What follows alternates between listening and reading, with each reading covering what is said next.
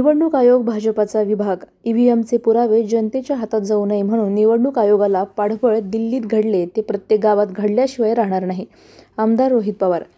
निवडणूक आयोगाची चोरी पकडली गेली आहे, त्यामुळे इंडिया आघाडीच्या वतीने निवडणूक आयोगावर मोर्चा काढला तर सरकारच्या पोटात काय दुखत आहे. सरकार निवडणूक आयोगाच्या बाबतीत घाबरलेलं आहे. ईव्हीएमचे पुरावे जनतेच्या हातात जाऊ नयेत म्हणून सरकार पूर्णपणे आयोगाला पाठबळ देत आहे आणि सत्य लपवण्याचा प्रयत्न करत आहे. आज निवडणूक आयोग भाजपाचा एक विभाग बनला आहे. एवढ्या वयात सुद्धा पवार साहेब आणि आमदार खरगे साहेब पोलीस स्टेशनला ठामपणे बसले होते. येत्या काळात जे दिल्लीमध्ये घडलं ते प्रत्येक गावात घडल्याशिवाय राहणार नाही, असा इशारा आमदार रोहित पवार यांनी पत्रकारांशी बोलताना सरकारला दिला. आमदार रोहित पवार जामखेड तालुक्यातील खर्डा येथे सोमवारी सीताराम बाबा गडावर आले असता त्यांनी पत्रकारांशी संवाद साधला. यावेळी त्यांनी भाजपावर गंभीर आरोप केले. भाजपाने आपल्या मित्रपक्षांना राजकीयदृष्ट्या संपवण्याची प्रथा लावली असल्याचा आरोप त्यांनी केला. उपमुख्यमंत्री अजितदादा व एकनाथ शिंदे यांना हळूहळू बाजूला काढत आहेत. हरियाणा व बिहारमध्ये त्यांच्या मित्रपक्षांना जसे संपवले जात आहे तोच फॉर्म्युला महाराष्ट्रात वापरून अजितदादा व एकनाथ शिंदे यांच्या बाबतीत होत आहे. देशाचे उपराष्ट्रपती जगदीप धनखड यांनी सरकारविरोधात भूमिका घेतल्याचे त्यांच्या नेत्यांना वाटले आणि दुसऱ्याच दिवशी त्यांना राजीनामा द्यायला लावला. आज धनखड कुठे आहेत हे कोणालाच माहीत नाही. त्यांना एका खोलीत किंवा घरात डांबून ठेवले आहे असे आम्हाला कळतंय. त्यामुळे धनखड यांना राजकीयदृष्ट्या संपवलं आहे असं आम्हाला वाटतं, असेही पवार यांनी स्पष्ट केले. आदिवासी दिन परंपरेनुसार 9 ऑगस्टला साजरा केला जातो, पण आता नागपूर आणि दिल्ली येथून आदेश आला आहे की आदिवासी दिन पुढे कधी साजरा करू. आत्तापर्यंत तो साजरा केला जात होता, आत्ता का नाही असा सवाल करून आमदार पवार म्हणाले, याबाबत आदिवासी मंत्र्यांना साधे ट्विटसुद्धा करू दिले नाही. मंत्र्यात मराठा बाणा आणि त्यांच्यात तसा कणा नाही आहे. दादा, आज निवडणूक इंडिया आघाडीचा निवडणूक आयोगावर आज मोर्चा होता. आज राहुल गांधींना अटक केलेली आहे. आज शरदचंद्र पवार साहेब सुद्धा पोलीस स्टेशनला बसून आहेत, तर त्याबद्दल काय? आता इलेक्शन कमिशनवर खासदारांनी जर मोर्चा काढला असेल आणि खासदार कोण आहे तर लोकांचं प्रतिनिधित्व करणारे लोक आहेत आणि मग त्यांना जर इच्छा होती इलेक्शन कमिशनला जायची तर सरकारला काय पोटात दुखत होतं थांबवायला. आणि सरकार का असं म्हणते की 30च लोकांना आम्ही पाठवणार. हे सरकार कुठं ना कुठंतरी इलेक्शन कमिशनच्या बाबतीत घाबरलेलं आहे, कारण का चोरी आता पकडली गेलेली आहे.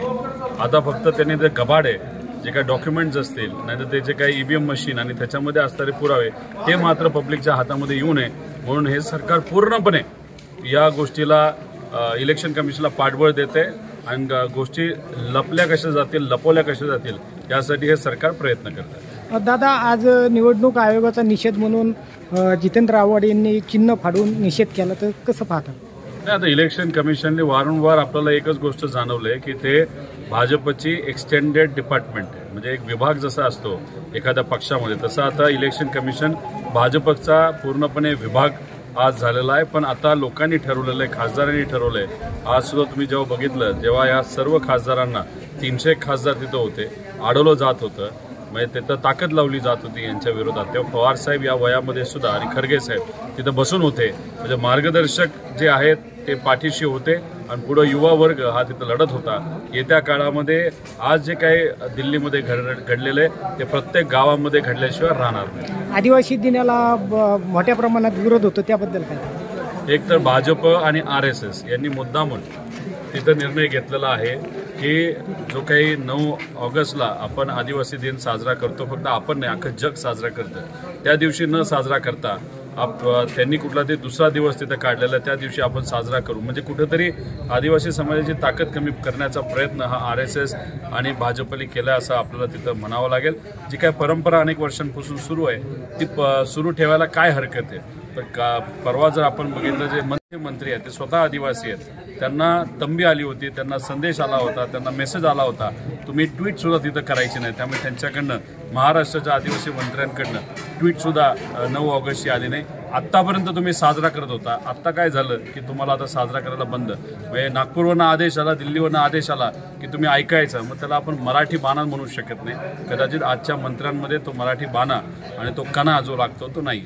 दादा, 2 दिवसापूर्वी तुम्ही एक स्टेटमेंट केलं की भाजप आणि शिंदे गट अजितदादा पवारांना संपवण्याचा प्रयत्न करतात काय? नाही, भाजप हे एकनाथ शिंदे साहेब आणि अजितदादा दोघांना संपवायला निघालेलं आहे.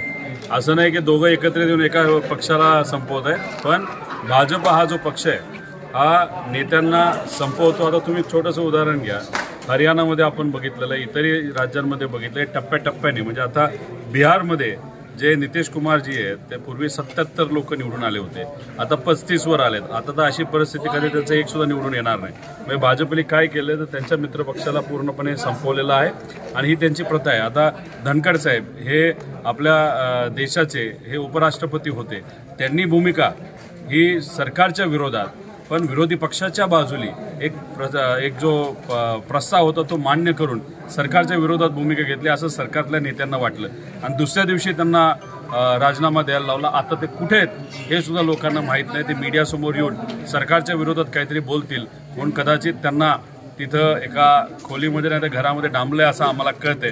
म्हणजे हे सरकारमध्ये असणारे जे नेते, भाजपचे नेते आहेत, हे मित्रपक्ष मोठा झालेला दुसरा कुठला तरी मोठा नेता जो आपल्या पक्षात येतो म्हणजे भाजपमध्ये येतो त्याला तरी सुद्धा ते संपवलं जातं आणि आपले धनखड साहेबांना सुद्धा कुठेतरी त्यांनीच तिथं संपवलं राजकीय दृष्टिकोनातून असं आम्हाला वाटतं. दादा, नेहमी तुम्ही सरकारच्या विरोधात भूमिका वाटतात, तुम्हाला कुठेतरी गुंतवण्याचा प्रयत्न चालू आहे असं? मराठी माणूस कशाला म्हणतो, जो घाबरत नाही, जो वाकत नाही. आम्ही दिल्लीसमोर वाकणार नाही. किती आम्हाला प्रयत्न केला वाकवण्याचा तरी आम्ही कोणाला घाबरत नसतो.